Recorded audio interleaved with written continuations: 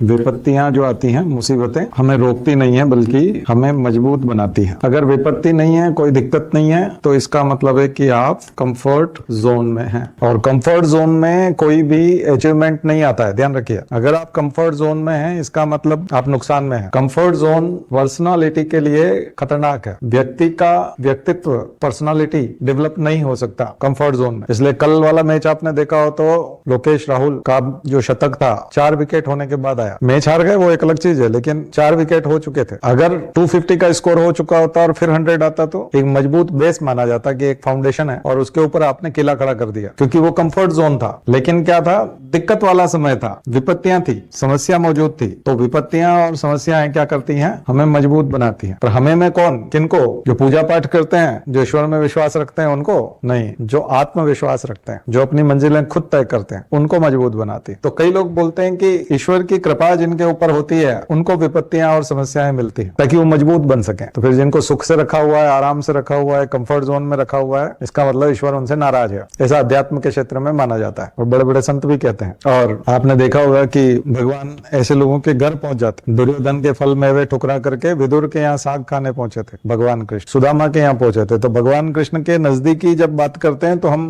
ग्वाल बालों को करते हैं और सुदामा को करते हैं, विदुर को करते हैं। हमेशा कमजोर लोगों को किया जाता है, जो विपत्ति में है उनको किया जाता है। तो आज का सूत्र ये आप बांध सकते हैं अपने साथ कि विपत्तियां और समस्याएं हमें मजबूत बनाने के लिए आती हैं, उनका जीवन निखरता है। इसलिए आप किसी बिजनेस कंपनी को भी देखेंगे, जो फाउंडिंग फादर हैं उनके, वो बहुत कठिनाइयों से वहां तक पहुंचे हैं और उन्होंने एम्पायर खड़ा किया, लेकिन उनके बच्चों ने डुबो दिया। उनके बच्चे उसको नहीं संभाल पाए क्योंकि वो विपत्तियों का सामना नहीं कर सकते थे, कंफर्ट जोन में रहते थे, तो उनको आदत ही नहीं है। और इसीलिए मैंने हमारे गुरुजी का कथन बताया था कि वो कहते थे कि मुसीबतें नहीं है तो मुसीबतें बुलाइए, निमंत्रित कीजिए और फिर उनसे लड़िए और फिर निखरिए। नहीं है तो बुलाइए, पंगा लीजिए, क्योंकि ऐसे कैसे जीत पाएंगे, ऐसे कैसे आगे बढ़ पाएंगे। पटकनी देंगे किसी को तो ऊर्जा निर्मित होगी और उस ऊर्जा का उपयोग फिर आगे बढ़ने में लगा दीजिए। मार करके खफा देना है मुसीबतों को, और उसकी जो अस्थि पंजर है वो सब एनर्जी बन जाएंगे, उनको झोंक दो, फ्यूल बना दो उसका, उससे फिर आपको गति मिलेगी।